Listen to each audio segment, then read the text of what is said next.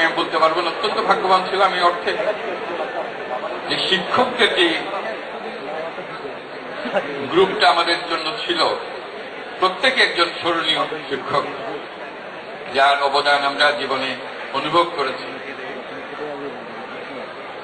এই collegiate school শুধু চট্টগ্রামের একটি খ্যাতিমান শিক্ষায়তন ছিল তা না, সারা দেশের মধ্যে একটা সর্বস্তরের শিক্ষায়তন হিসেবে তখন পরিচিত ছিল।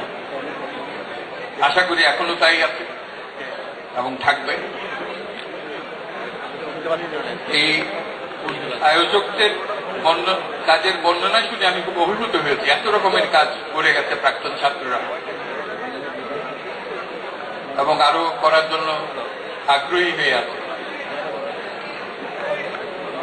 আমেরিকার বিশ্ববিদ্যালয়গুলো, স্কুলগুলো দেখি তাদের বিশেষ করে প্রাক্তন ছাত্ররা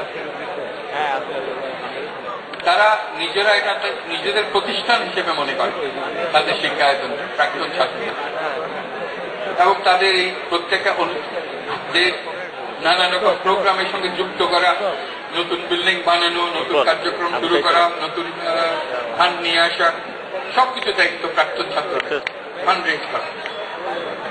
আমাদের এখানে এরকম কোন ঐতিহ্য গড়ে ওঠেনি, কিন্তু দেখেছি এই বর্ণনা শুনে মনে হল যে একই ঐতিহ্যে এরা অগ্রসর হয়েছে। এরা নিজেরা খুব সফল ব্যক্তিত্ব নিজ নিজ ক্ষেত্রে।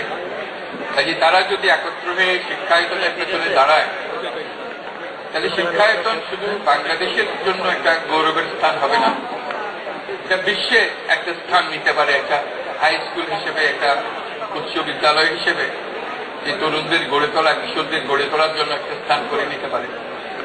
এই যে উদ্যোগের পেছনে জমা হয়েছে সেটাকে এরকম একটা কাঠামোতে দিলে, এবং সরকারও যদি এটার প্রতি সহানুভূতিশীল হয়, অনেক সময় উদ্যোক্তারা করতে চাইলেও সরকারের নানা নিয়ম কানুনের কারণে অনেক কাজ করা হয়ে ওঠে না। যদি সরকার সহানুভূতিশীল হয়, তাহলে এই বিদ্যালয়ের পেছনে যারা প্রাক্তন ছাত্র আছে, এত কৃতিকর প্রাক্তন ছাত্রের 175 বছরের ইতিহাসে আছে, যে এই বিদ্যালয়কে যে কোনো দেশের বিদ্যালয়ের সর্বোচ্চ স্থানের বিদ্যালয়ের সমপর্যায়ে নিয়ে যাওয়া যেতে পারে। আমরা আশা করব যে এরকম একটা উদ্যোগ, এই যে উদ্যোগ বর্তমানে আছে, এই উদ্যোগের সঙ্গে জড়িত থাকবে। এটা অত্যন্ত দরকারি। এই জন্য আগামী বছরগুলো, আগামী দিনগুলো দেশের জন্য এবং আন্তর্জাতিকভাবেও নির্ধারিত হবে যে আমাদের মধ্যে যে সৃজনশীলতা আছে, আমাদের মধ্যে যে প্রতিভা আছে, প্রত্যেক মানুষের মধ্যে, প্রত্যেক শিশুর মধ্যে, প্রত্যেক শিশুদের ভেতরে যেটা আছে, যে সম্ভাবনা, সেই সম্ভাবনা থেকে আমরা কতদূর পর্যন্ত উদ্ঘাটন করতে পারি, বহিঃপ্রকাশ করতে পারি, তার উপর নির্ভর করে। এই কলেজিয়েট স্কুলে যারা ভর্তি হয়েছে তারা অসাধারণ ছাত্র হিসেবে ভর্তি হয়েছে, আমি সেটা মনে করি। তারা সবাই অন্য সাধারণ ছাত্রের মধ্যে, কিন্তু অন্য স্কুল থেকে পাশ করার পরে আর এই স্কুল থেকে পাশ করার পরে তারা দুটি ভিন্ন ধরনের মানুষের তৈরি। যেহেতু এখানে সুযোগ সুবিধা বেশি ছিল, তাদের যোগাযোগের ক্ষেত্র এবং জ্ঞান অর্জনের ক্ষেত্র প্রসারিত ছিল, এখানকার ছাত্ররা সেরকম নেতৃস্থানীয় ব্যক্তিত্বে পরিণত হতে পেরেছে। কাজে আজকে যদি আমরা যে প্রযুক্তি আমাদের হাতে আছে বর্তমানে, সেই প্রযুক্তিকে ব্যবহার করে আমরা এই সৃজনশীলতাকে যদি আমরা অত্যন্ত উচ্চমানে নিয়ে যেতে পারি, তাহলে পৃথিবীর যে কোনো তরুণের সঙ্গে বাংলাদেশের তরুণরা পাল্লা দিতে পারে। এটার মধ্যে কোনো ঘাটতি নেই আমাদের ভেতরে। আমাদের ছেলে মেয়েরা যে কৃতিত্ব বহির্বিশ্বে দেখিয়েছে, এবং এই স্কুলের ছাত্রছাত্রীরা যদি আমরা হিসেব নিই, যারা বিশ্বমানের ব্যক্তিত্বে পরিণত হয়েছে, তাদের সংখ্যা কম নয়। একটা স্কুল থেকে এতজন আমরা বিশ্বমানের ব্যক্তিত্ব সৃষ্টি করতে পেরেছি, এটা গৌরবে। কিন্তু আমাদের স্বপ্ন হবে, আমাদের প্রচেষ্টা হবে এখন থেকে আরো বহু সংখ্যক, আরো বহু পরিমাণ এবং রেশিওতে বহু সংখ্যক ছাত্র এখান থেকে সে বিশ্বমানের ব্যক্তিত্বে পরিচিত হবে, অর্থাৎ বিশ্বে কন্ট্রিবিউট করার মতো, অবদান রাখার মতো একটা সুযোগ সৃষ্টি করে দিতে পারে। তো সেটার সম্ভাবনা আছে, যেহেতু আমরা এখন যে শিক্ষা ব্যবস্থা আছে সেই শিক্ষা ব্যবস্থাকে নতুন প্রযুক্তির ধাঁচে এটাকে নিয়ে আসে। প্রযুক্তি আসছে, কিন্তু প্রযুক্তি এসে বন্যার মতো প্রযুক্তি এসছে, কিন্তু প্রযুক্তিকে আমরা কিভাবে কাজে লাগাবো এখনো আমরা সেটা বুঝতে পারছি না।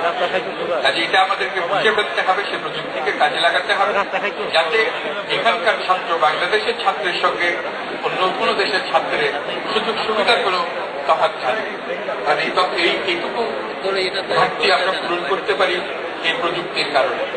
সেটা যদি আমরা যারা এখান থেকে বের হয়ে এসছি, এই বিদ্যালয় থেকে যারা আমরা বের হয়ে এসছি, তারা যদি আমরা মনোযোগ দিই, তাহলে আমার মনে হয় এখানে আমরা বড় রকমের একটা পরিবর্তন আনতে পারি।